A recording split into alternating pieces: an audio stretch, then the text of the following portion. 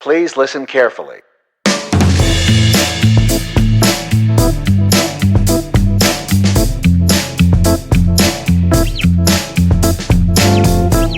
Hi, I'm Paul Frields. And I'm Dave Guzman. Welcome to Practical Bass, where each week we take a topic of interest to you, the working bass player, and we unpack it, look at it from a few different perspectives, and hopefully deliver some information for you that can help elevate your gigs and gear to the next level.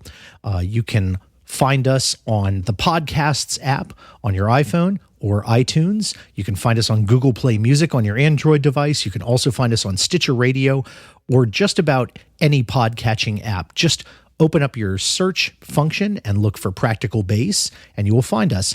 Hit the subscribe link, and that will deliver a new episode to you every week, fresh and hot off the presses. And we are encouraging you, our listeners, to get in touch with us. We love feedback. We love to hear from you. This is really about having a conversation, not just with each other, but also with you, the listeners. So you can send us comments through our Facebook page. You can send them through the website, which is practicalbass.com. You can also find us on Twitter, on Google+, and on Instagram. And even send us pictures of your gear. Send us pictures of your gigs. We love to see that stuff. So we also read every bit of email that comes to us. So we look forward to hearing from you and hearing about your suggestions. If there's a topic that you're interested in, we would love to cover that. Feel free to send it our way. That actually brings me, Dave, to our special announcement for this episode, which is once again, I turn to our listener mail. Listener mail. We actually got a piece of mail from our listener, Daryl Denlinger. Daryl, I hope I got your name right. It's either Denlinger or Denlinger. I'm not sure, but I'm gonna use Denlinger for now. Yeah. And apologize if I got that wrong. Daryl wrote in after responding to our segment on strings, and he wrote in about fretboard care. And he writes, and I'm going to quote, because he actually had a big long list of items that he ticked off here. But he writes, "I'm amazed at the amount of disagreement on this subject. Use lemon oil. Never use lemon oil. Never use mineral oil. Use mineral oil. Use Product X. Product X ruined my fingerboard, et cetera, et cetera." Right? And he had a whole list of these, just all these various myths and different pieces of information. And I think, Dave, I don't know about you. Do you spend a lot of time on like internet forums about this stuff? Yeah, and then my head spins and then I stop. That pretty much goes for like the whole internet, I'm pretty sure.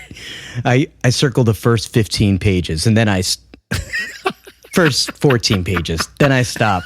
I like stopping Quick at correction. Not quite 15. I like stopping at even numbered pages because it suits well for my brain. That's your OCD thing kicking in. I can go to 14, not 15. I go to 14 5 times, right? But not 15, right? Then I have to go to the 16th, and then 16 is way too much. So, so Daryl wrote in about fretboard care here, and I guess this is actually a really great topic, I think, for us to maybe clear up some of the myths that are out there about fingerboard care, and maybe talk instead about the facts, and also even deliver some of the expert opinions that are out there, especially those that are coming from like luthiers and builders, because I feel like those are the people that you really want to trust, right? The experienced folks out there, not random internet people, right? Because that could be like Harry down the street who's like, he has like one guitar from like 1952 that's like falling apart. Right. You just don't know. It could be guys like you and I. I'm like, just like spit on it and rub it down. Exactly. Don't even worry about it. It's like new. It'll live. It's mass produced. I breathe on it, but with a bottom breath, a nice, deep, heavy, dark breath. Get it out of your diaphragm as opposed to just out of your because that's not good. Yeah, the diaphragm is where it really... That's where the good juices are. Oh, my God. So I guess we want to talk about fretboards and caring for them. Maybe we should talk about like our experience with them as well. What kind of fretboard do you have, or fingerboard? And I'm going to use fretboard here. A lot of people will talk about fingerboard when they're talking about a fretless bass, and a fretboard if they're talking about a fretted instrument. But we're probably going to use those interchangeably here, just because the frets add an element of care that you have to take, and also a signal to you. But we may use those terms interchangeably, so it's probably not worth sweating for the purposes of this podcast. Right. What kind of fretboards do you favor, and how often do you take care of yours?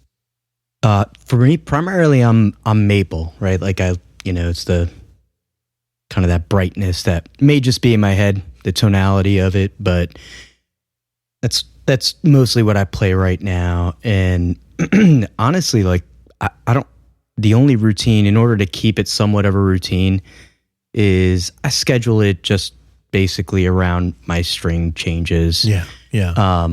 And I don't obsess over it too much, just because I'm afraid because of like the lack of knowledge that I have as to like what I could do to it. I'm just more about the cleaning regularly, but not in any sort of abrasive manner. Yeah, like you go over it lightly or whatever, and that's how you take care of it. Yeah, I'm never taking all of my strings off my bass also, because I feel like that's extreme, just to like let the neck get wild on its own. So you string change one at a time. So I'm taking one string, just a gentle kind of And so I think we talked about this with strings, but how often do you tend to change your strings? Right now, I've gotten to the point that I've got my string habit where I'm about 2.5 to 3 months I can go. Okay, so maybe 4 times a year. Maybe about 4 times a year, 5 times a year. You change strings. Exactly. Okay. And in addition to that, the only other cleaning that I do which is super like not like too intense, but anytime that I play, like if it's a long gig, if it's an outdoor gig, if I'm sweating, anything heavy like that, if it's a long rehearsal and we've played for 3 hours in some basement and it's kind of nappy, I just go ahead and give it a quick wipe down with a cloth. Yeah. Just to keep it like just in between, just to kind of in general keep it clean. Yeah. Yeah, exactly. So what kind of fretboards are you working with right now? What is your habit? Well, I think, like you, I think I favor maple, and I don't think it's in your head. I think, maple tends to be a little bit brighter, just a bit. But be that as it may, I've got a few basses that have rosewood fretboards, and I condition those, maybe once a year. Honestly, there have been times where I've gone, if I have a bass that I haven't taken out in a while, it might be a couple years between conditioning. And, in its favor, I guess it's in a pretty temperature constant place. So it's not like it's going out and being weathered by the elements or something like that. But maybe not ideal, but, I usually don't do any more often than once a year. One of the things that I know you can look for is if you have like areas that you see that are like the color is fading, especially in patches or something like that. Or if you have a bass that, where that the frets are well dressed and have been well dressed, like it's been taken care of, well set up by somebody who knows how to do that. And if you start noticing on that fingerboard that the frets are starting to maybe just scrape or bite just a little bit on the edges, that's usually a sign that you need to do something, because the wood is probably drying out and contracting a bit. So, you be careful about that. That's kind of unusual though. I mean, that's pretty extreme, especially if your instrument is mostly, kept away from the elements and, in a pretty constant climate. But usually I'll only see that for a bass where I really haven't pulled it out in a while, and I know that I haven't like kept up to schedule with it or something like that. And again, I think maybe I've had that in 30 some years of playing. I've maybe only had that happen like once or twice where I pulled out a bass and I was like, oh, maybe I better do something with this. There's like, and there are other factors. I mean, It's funny because I did I researched it a little bit just to take a look at like what some of those opinions were out there.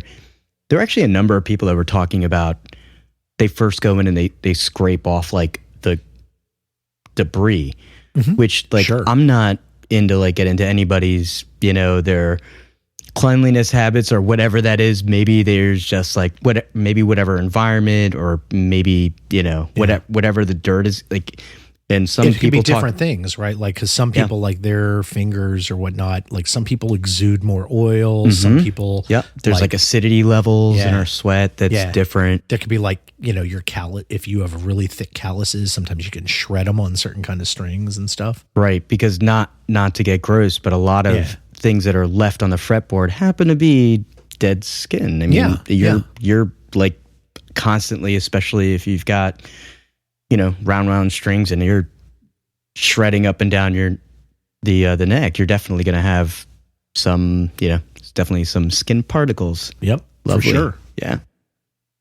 Yeah. So, when you sit down, I guess, and you look at your bass after, or when you're getting to that point where you're changing your strings off, what do you usually use for like a care product? Yeah. So because again, like I think it's just a lack of knowledge of what to do. So I try to lean conservatively. So I really just I'll take, like a cotton rag, right? Like a t-shirt that I've used. It's clean. And typically I'll just use two, or if it's large enough, one side, I'll just dampen with water, straight water. And then the other side, just dry. Yeah. So I just go through each fret, and if I know, or each, area in between the frets and clean it individually like that, especially like, around any sort of edges or any sort of buildup. Right. And then I go immediately and I just dry it off. It could be totally wrong. It's just the gentlest way that I know how to like approach it without, like, I'm just trying not to create any damage, but to at least get in there and, do some minor cleaning. Sure. Sometimes I'll use, I do have a toothbrush assigned to my, group of equipment that I'll just, if there is anything next to the fret, then I'll use that to sort of like break if it's got some munge in between, like down where the fret hits the board. Yeah. Yeah. I mean, that's it's like famous for, you can find stuff, in those crevices and whatnot. And that, it's not easy to clean without something like a toothbrush. Right. You don't want to take a razor to it. So, or do you? Or do no, you? You do not. I'm telling the listeners right now, you do not. I say live dangerously. Follow what I say, not what I've done. You're into self-harm, though. We don't. No. So what? Yeah, your process. Yeah, what do you look at? Well, so for years, I mean, when I was young and just starting out, I really didn't know better. And what I did is basically like a toothbrush, a soft toothbrush, and Murphy's oil soap. Right. Which I figured, if it works for furniture, certainly it should work for, this fretboard. And it's probably not the worst thing you could do, but it certainly isn't the best.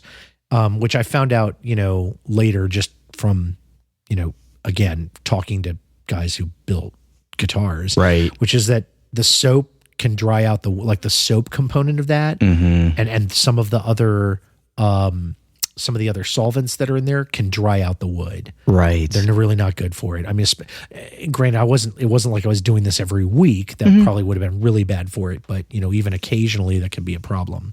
Yeah. And if you're doing it a lot too, there's also, I mean, just like any other soap, it is something that you're putting on there. Yeah. I mean, at its simplest form. There's a residue. There's a residue, and it will build up. If you feel like you're obsessively cleaning, it's possible that you're obsessively not cleaning. Yeah, exactly. You're anti-cleaning. Yeah. And I mean, it was good at getting that munge off from the frets, like you said, with the toothbrush and whatnot. But other than that, it really wasn't doing it a lot of good. Nowadays, I know that if that tends to go like really far south, then, you can use something like a lemon oil or a mineral oil to kind of like rescue and recondition it over time. And, so I try and do more the right tool for the right job now. Yeah. And that's really an oil-based product like a mineral oil or a lemon oil. And so, we are going to address some of these some of these questions that Daryl wrote in about, I think, Yeah. as we talk about what really is the best stuff to use. And, I think maybe something to point out here is, this isn't just, Dave and me kind of telling stories about, what we do. I mean, it's interesting, I think, for people to hear where we're coming from and know that, the first part of what we discussed here isn't really about the ideal, right? We're just saying this is where we came from. Right. But, after doing a lot of research and talking to different builders and luthiers and so forth, we've kind of pulled together and consolidated some of the best advice. And the great news is it turns out that, almost all the luthiers and builders and the folks that, who are the real experts, they pretty much agree on what to do here. Right. So that actually makes it much easier. I think if we'd had to decide which expert was right, this would have been a really difficult episode to do. Yeah. There are a couple assumptions though that you can make, which are completely safe to make, right? The first one, very important. If you are somebody, if you're playing a maple fretboard, it is almost 100% certain that your maple fretboard is sealed, because maple fretboards really require that. Right. The wood requires it. So you're going to know it's sealed because when you look at it, it's kind of glossy. I mean, it might be a satin gloss or something like that, but usually it's glossy and it's sealed up. You do not need to condition a maple fretboard, period. Yeah. You don't do anything to it. The only thing you need to do is maybe what Dave was talking about, which is, maybe you take a soft adult toothbrush and, a little bit of moisture, and you can just clean around the frets, wipe off any grime with a clean lint-free cloth. You're good to go. That's it. Yeah. You're done. You have the easiest job of all, which is, probably another reason why I like maple fretboards. Right. It's not just the low bright maintenance. sound. Low maintenance. Yeah. It's about you not having to do things. Hey, I just want to pump the brakes for a second, just in case if there are listeners out there that, because I know some of these terms don't quite, they're not as common for me, but when you're talking about conditioning, what really are you doing there? What's happening? So conditioning means, you're basically restoring the wood to kind of a natural balance of moisture so that it maintains it's a little bit supple to the extent that wood can be. Right. Because what you don't want is you don't want that wood to dry out to the point where it contracts. Right. And, shrinks around the frets, or you start having issues with your frets, maybe, in really, really bad cases, things start popping or the edges start sticking out. Wood does expand and contract a little bit with temperature. Yep. But what really does it is moisture. And people who play acoustic guitars know this really well, right? You have to keep your acoustic guitars within some range of humidity for them to be in optimum shape, right? And if you leave them out in a very dry area, you're going to have all sorts of problems as the wood changes character and it changes its moisture content. Right. So part of this is, this conditioning process is to get essential oils and moisture back into the wood and make sure that it keeps a balance. I got it. Which is why, if you're going to buy an acoustic instrument, you're going into the cigar room. Yeah, exactly. You go in and there, you usually will see those temperature units and humidifiers and whatnot. Yeah, exactly. Do you want a cigar? Do you want a guitar? Yeah. I'll take both. I don't think they probably wouldn't sell many guitars if they were selling it out of a cigar room. They would be they'd all smell like cigars. Only cigar smokers would buy them. Or sitars. Oh, jeez. Sorry. Oh. Cut that one out. We're sorry. We're sorry, listeners. Oh, no, I'm leaving that in. Another point is about the woods that you do need to condition. And we talked about rosewood. Right. I mentioned that I've got some rosewood fingerboards and fretboards on basses. Those do need care. And there are other materials out there that people make fretboards out of as well, obviously. Mahogany or wenge or ebony, things like that, right? And almost all of those can be cared for similarly. Now, again, you don't need to condition if it's a sealed fretboard, you do not need to condition it. And again, you look for that, the glossy lacquer. If it, if it's lacquered or sealed, you're not going to need to deal with that.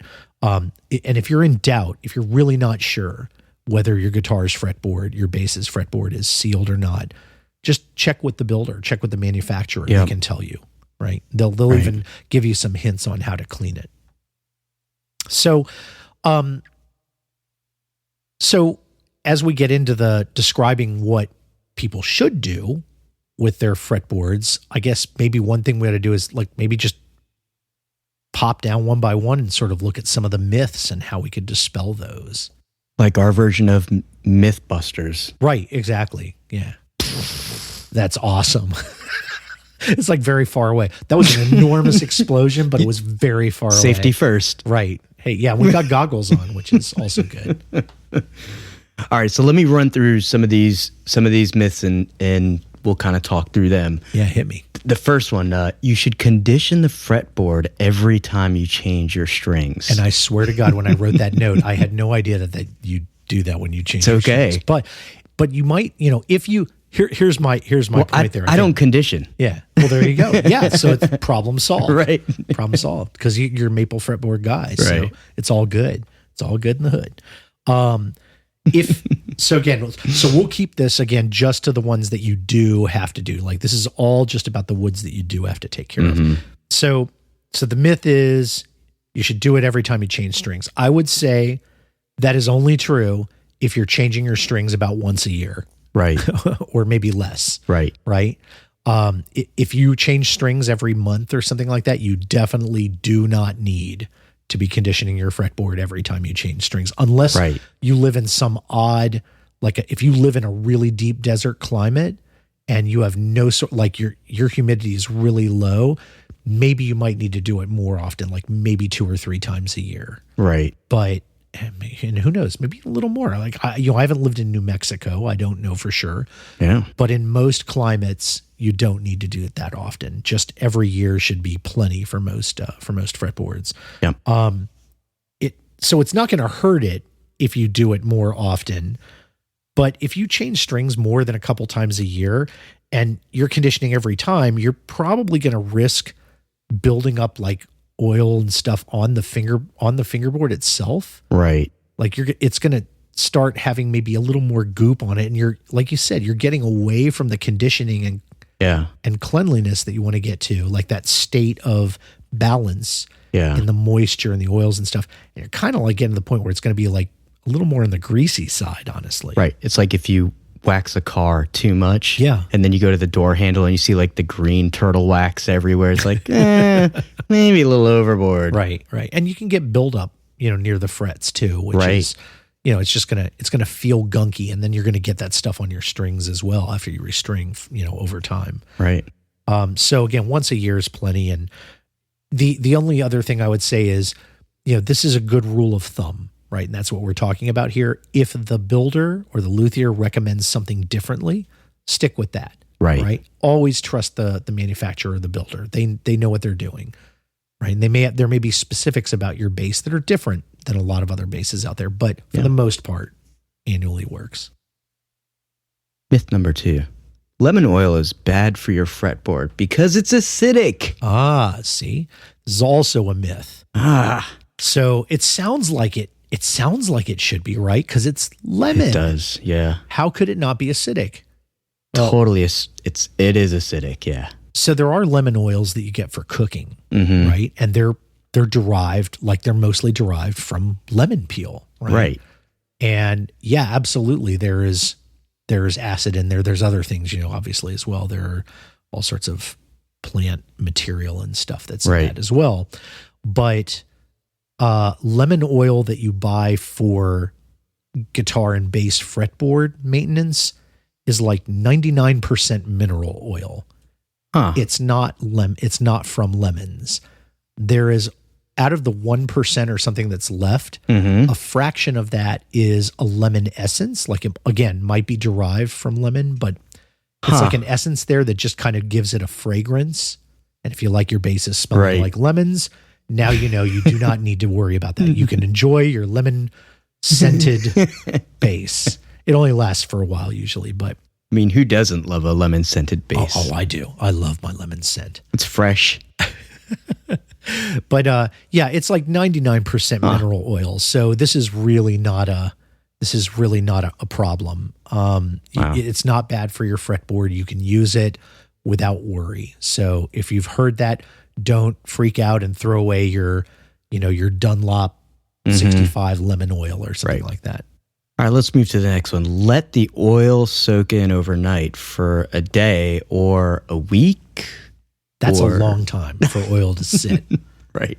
So this is definitely another myth. You really only need for it to sit for a minute or two. The level of conditioning that you're trying to get to here is not soaking the wood in oil, right? Right. You're just trying to get to a point where there's a little bit of that oil is able to get down and permeate the wood, right? You can look at an unsealed, like a rosewood fingerboard, and you can see even fingerboards that are in good shape, you can see very small, ridges. I mean, very, very small, but you can see them with the naked eye if your eyes are not, a mess or really, really, if your vision's not really bad. Right.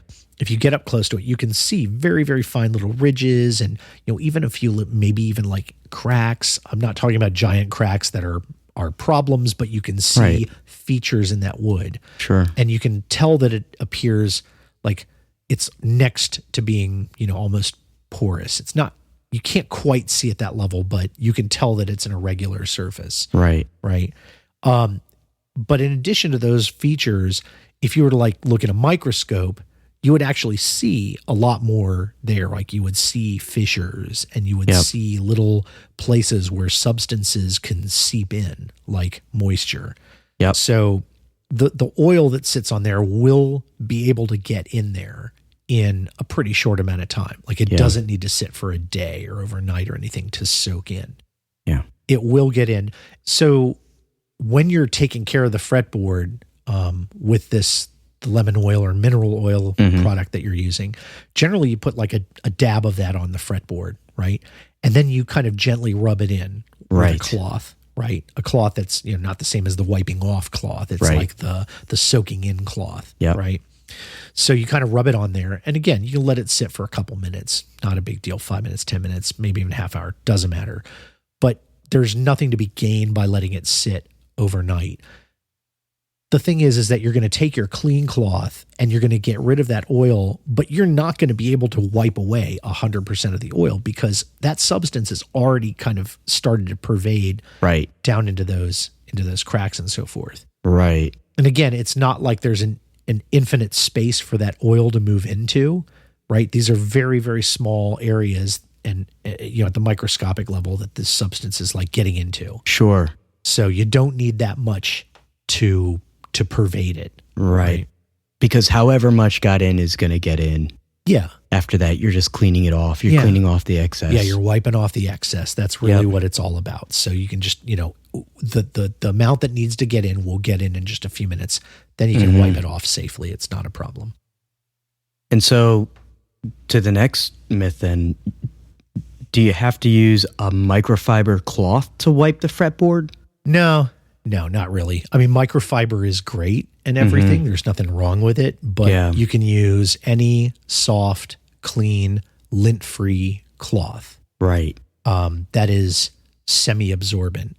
All you're trying to do is get the excess oil off the fretboard. Yep. And if your cloth does that, great. If you've got a microfiber cloth that you prefer to use, absolutely not a problem. It's great. Right. It's not gonna cause a problem. Right. You could also use, like I've used in the past, like cloth diapers. Right. That have been laundered actually not, they haven't been used for babies. I gotcha. Yeah. They're clean. But you buy these in bulk. They're actually a great deal. These cloth diapers, they're actually perfect. You do have to run them through the wash several times to get the manufactured lint off them. But once they've gone through the wash about 3 or 4 times, they are ideal for cleaning, for furniture polishing, whatever. Yep. And they're great for guitar care. So you can take that, that again, you take that lint free cloth, and Yep. all you're doing is pulling away the remaining oil. One thing that I've heard people use paper towels or something like that. Definitely don't use those. Right. Paper towels are a bad idea because they're not debris free. Right. They can leave paper bits and residue around the frets. They can get caught on little tiny imperfections in your rosewood. And basically they sit there and they're just going to they kind of soak up some of that oil and moisture and stuff and then just sort of sit there. Now, you may not be able to see it easily, but that stuff is there and then it'll get on your hands, get on your strings and whatnot. So, right. Yeah, paper towels are not made for this. Yeah. And then how about the way that you actually wipe the fretboard down? Should you go against the grain or with the grain? What are we looking at there? Yeah. So the funny thing is, I looked into this because this seemed like so persnickety about, you have to do it this way. You have to go with the grain or you have to go against the grain. And even the builders don't, they say it really doesn't matter. Like some of them will say, go with the grain. Some of them will say it doesn't matter. You can go against the grain. If you look at the way the myth goes, literally some people say you absolutely have to do it with the grain, and here's why. And some people say you have to go against the grain, and this is why. And the truth of the matter is, it doesn't matter for wiping the oil away. Now, where it does matter is if you're doing some sort of fine sanding or stripping or something like that. Right. It will definitely matter there, but that is not what we're talking about. We're purely talking about cleaning and conditioning a fretboard that is, it's in the shape that you want. It's in the form that you want. All you're trying to do is keep it clean and keep the wood in good shape. Right. So the, cloth is not going to damage the wood. Much less if you're doing this once or twice a year, even 4 times a year, you are not going to be doing anything to this fretboard that is going to be a problem. Like this, the wood is, it's grown in a forest outside for years and years, sometimes much longer. And it's taken the beating of strings and fingers and all of that. So a gentle cloth going and wiping off oil is certainly not even touching what normally happens in its day in the life. Yeah, exactly. There was one more bit that I actually heard somebody talking about, which is that they use steel wool on their fingerboard, and I was kind of, I was kind of aghast at that. I was like, what would make you choose that to clean a fretboard? Now, granted, some of it you can get pretty fine, but again, it's way too harsh for what you need to do. All you're trying to do is just wipe some oil into the board. That is it. You definitely do not need steel wool for that. And I'm pretty sure that if you used it over time, you could do some serious damage to your fingerboard. Again, if you're talking about sanding or stripping or something like that, taking away a finish, maybe it's more of an option there, but not for conditioning. Yeah. And this is definitely an opinion of mine, because I think when I start to not understand exactly what I'm doing, I just back off and I say, let me just play it conservatively. Yeah. Yeah. I just feel like it, for the safety of the bass. Yeah. So there's another area we didn't cover. And so we've been talking about, the fingerboard or the fretboard, but what about the neck? Oh, that's a good point. Yeah, we really didn't talk about necks at all. What do you think? Is that something maybe we could pull into another conversation? That seems like a whole topic unto itself. Yeah, I think maybe there's just too much information there, so we can see if the listeners are interested in hearing more about that. Or... Yeah, that's a great idea. So, here's the challenge for you guys, the listeners out there. We're interested in hearing, whether or not you guys would like an episode that talks about care of the neck, how you deal with different finishes, things like that. There's all sorts of little nooks and crannies we can get into when it comes to neck maintenance. And if you're looking forward to something like that, hey, even if you don't want to write in, go ahead and subscribe to the podcast, and that episode will show up in your podcasting app. Yeah, sign up. Well, that sounds like a good place to wrap up for today. I do want to thank our listener, Daryl Denlinger, for his great suggestion for today's topic on fretboard care. Again, we are always open to y'all's suggestions. We're really happy to have you as listeners, and we want this to be a conversation. We want to have a relationship with you guys beyond just pumping out podcasts at you. We'd love to hear what you have to say, things that you like, didn't like, whatever. We're open to all of it. You can send us feedback through our website. Just go to practicalbase.com. And you can fill out our feedback form that we have there. You're also welcome to get in touch with us at Facebook. You go to facebook.com/practicalbase. Look for the Practical Base page if you are a Facebook member. You can find us on Twitter. You can find us on Google+. You can find us on Instagram. And we would love to hear from you. So please do reach out and say hello. Let us know a little bit about you, and we'd love to chat. So every week, we put another episode out. You can find it on your favorite podcatching app, whatever that is. If you have an iPhone, you can find it right through your podcasts app on your phone. Just search for Practical Base. You can do the same thing on iTunes, on your Mac computers. You can do it through Google Play Music or Stitcher Radio on any platform. Just search for Practical Base, and then you can click the subscribe link. And you can get a fresh episode delivered straight to you every week as we put them out. And we hope to hear from you soon. And we hope you enjoy what you're hearing. Until next time, I'm Paul Frields. And I'm Dave Guzman. This has been Practical Base.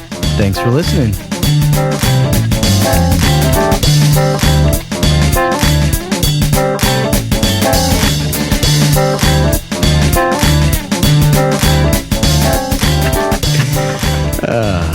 Oh my God. Who hired us? No one. No one would pay for this. We hired ourselves. No one would pay for this. Are you kidding? Not even the beer company whose beer we're drinking. They're like, please do not endorse us.